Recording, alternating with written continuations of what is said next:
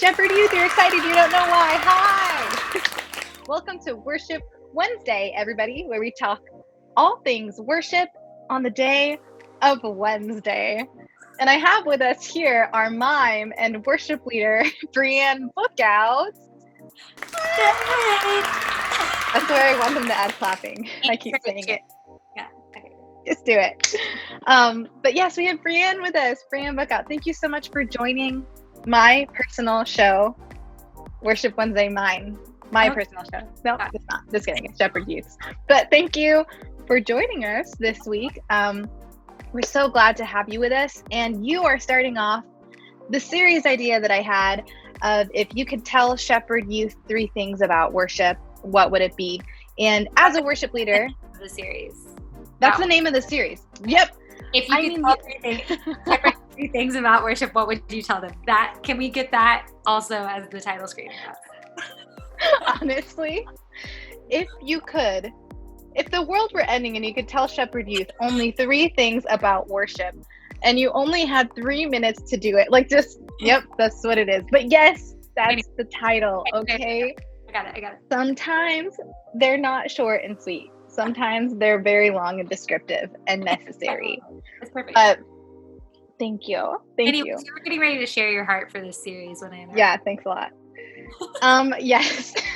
So, yeah, the heart behind the series, other than having a ridiculously long title, was also that as worship leaders, we know that on stage we have a very short amount of time to set up a song or to try to create a moment or create an atmosphere where students can really encounter God. And we don't really get to share our heart uniquely, each worship leader, behind what we want Shepherd Youth to know about worship all the time. And we have so many different worship leaders, which is a blessing. We're so blessed here at Shepherd Youth, but we don't get to hear from all of them. And so we're starting it off with you, Brianne.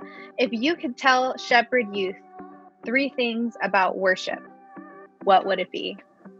Okay. Well, I don't know if I'll keep it short and sweet to 3, but I'll just kind of share my heart, and we'll do go. It. So you had mentioned it to me earlier, and so I was kind of stewing over what to talk about. And I think for me, worship has been a huge part. Just some backstory. Worship has been a huge part, specifically musical worship has been a huge part of my life since I was 3. And so I've been around the block, even though I'm not super old yet, but I've been doing this a long time. And so, I think when you talk about worship, you kind of have to go back to the basics, especially I think for a lot of students. You have been just kind of asked to come into a service and participate, and a lot of times you don't have the context for that. You don't understand what's going on. And so back to kind of the basics, I was thinking just kind of answering the question of what is worship, and then why and how. That's kind of what it is. So those are my 3 things. Love it. So what worship is, it's really simple. Worship is just anything that gets the attention off of us and onto something else. So you can worship anything. You can worship a team. You can worship maybe the new pair of shoes you want. You can worship a lot of different things. It's whatever you put your heart and attention and your focus on. Giglio writes in a book that, Adrianna and I have gotten to so many different students over the years, but he talks about how when you're at a sports game and everybody's freaking out and cheering over their team, what is that called? It's called worship, and it's not to say that that's bad. It just means that we were created, we were wired to give our attention and our devotion to something. And so what worship is simply doing that. And you can do that with your obedience. You can do that with your time. You can do that with your talent. You can do that through music. You can do that through cheering. You can worship in all different kinds of ways. And so, so what worship is, I think, is much broader than how we've defined it at church. It's not just the 20 minutes of words being on the screen and some instruments playing. Yes, girl, preach that. So that's my what, okay? And then my why. Okay, so I'm not going to spend a ton of time on this, but I think oftentimes we act like worship, the why is only to worship God, and it's like that's our only purpose. And while that's true, like we need to give God glory, he actually created it to be kind of a give and take thing. Like we actually benefit when we worship. When we get the attention off of ourselves and we begin to recognize that we are not the end all be all of the universe, and that there's someone who deserves our attention and the glory and our focus and all of that, we actually benefit as well. So honestly, if you struggle with worship, and especially with, I'm going to specifically talk about musical worship. If you struggle with that and you're like, I don't get it, and like God doesn't need me to do that, you're right. He doesn't need you to do it. But it's this really beautiful thing that he created that actually is really beneficial for you too. So maybe be selfish about it next time, like, and say, okay, man, I was wired to worship. I was wired to take time to think about the God of the universe. Yeah. So I was made for that. There are going to be benefits. Like I'm going to find peace. I'm going to find perspective. I'm going to be called to maybe some challenging things. I'm going to be, encourage Louis, like not paying attention to me, and he's making noise. But anyways, but like I'm going to benefit. At the end of the day, that's what I'm saying. Yeah. I'm going to benefit. So the why, yes, at the end of the day, we're doing it so that God is glorified, so that we point others to him, so that he like sees our heart. Cool, all those things. But it's also a really big benefit for us as well. Yes, yeah. Does that make sense? Yeah, no, totally. Because there is so much that God does for us because he's a good father when we worship him. Like we come to bring him praise, and then he's like, oh, I'll also heal you of this, and like encourage you and lift you up and like enable you and empower you and remind you that you're loved, like a good father does.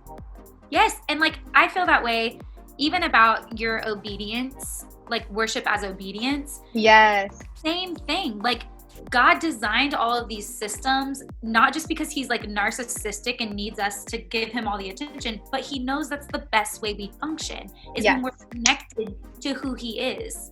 And so it's like, it's way bigger than just like, you need to do this because God told you to do it. It's just, so that's my little rant about that. And then lastly, how to worship. We've kind of already talked about it, but don't put yourself in a box.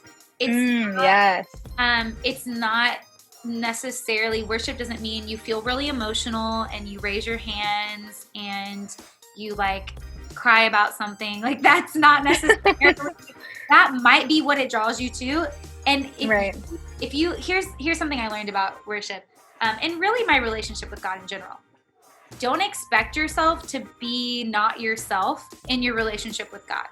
So like not a super emotional person, you're probably not going to get super emotional at worship or about God, because that's not how you're like wired, at least in this season. You're not you're not emotional about other things. You're not, and that doesn't mean you're not worshiping God. Exactly. It doesn't mean you don't have a legitimate relationship with God. It doesn't mean that God doesn't accept your worship. Like, it doesn't mean that he's not present. It's just that you're going to experience God in the ways that you experience all relationships and all of life. Like, I really caught on to that when Louis and I had been married a little bit, and someone posed that question, and I was like, oh yeah, like Louis and I, we're not super like emotional or like lovey-dovey. I don't know. You know what I'm saying? Like, I'm just not, like, we're really chill. We don't, the kind of time we spend together is like very consistent. We're just like, we just enjoy each other's company and respect one another, and we serve one another. And I was kind of like, man, yeah, that's a lot of my relationship with God. It's not a lot of ups and downs. It's not a big like emotional experiences. And so for a long time, I thought I needed to get to that, like I didn't have a good enough with God because I didn't have those emotional experiences. And not to say that those aren't bad. If you're wired that way, awesome. Like, Yeah. there's going to be some, just like there are blind spots with the way I'm wired, there are going to be blind spots in the way that, whole thing will go down. So just, okay, I got such on a rabbit trail, but We'll bring it back. We're bringing it back. But here's what I will say. Worship God in the way that's most natural for you. And then challenge yourself. So whatever comes natural, like if gratitude is really natural for you, lean into gratitude.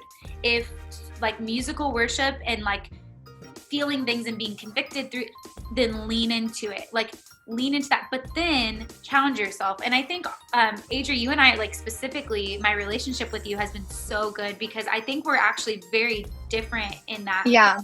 Over the years, I've almost seen us like kind of like give and take from one another. And I've grown because I've seen the way you worship God. And I have evolved because it's challenged me to say like, man, what in her relationship with God could be beneficial in my relationship with God too. And not comparing myself, but being challenged. And right. Yeah, that's my answer. No, I love it. Like that's so good. So it was why, what, why, and how. What, why, and how. And what is worship? So good. Giving your attention and your focus to anything, and devotion. And then why?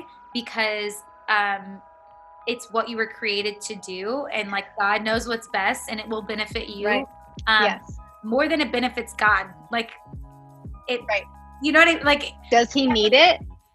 Exactly. It's like he didn't put it. He deserves it, but does he need it? I'm just so like sad, and I need people to worship me. Like I think we think that sometimes. Like, oh, I'm so sad. Brianne hasn't worshipped me, and I'm really like down on myself. I don't feel good enough because she didn't tell me I was good. Like no, like he knows I need to know he's good. Yes. So anyways, girl, yes. That's your why, and then how. In the ways that you're naturally, if you your boyfriend or girlfriend or your friends in a certain way, or you're however you are with them, and you show your love to them, start with those things with God, and then branch out in ways that are uncomfortable. Thank you so much.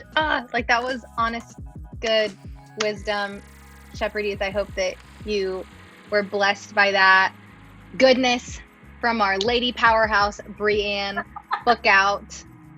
And thank you so much for joining my show, Worship Wednesday. My show, Worship Wednesday.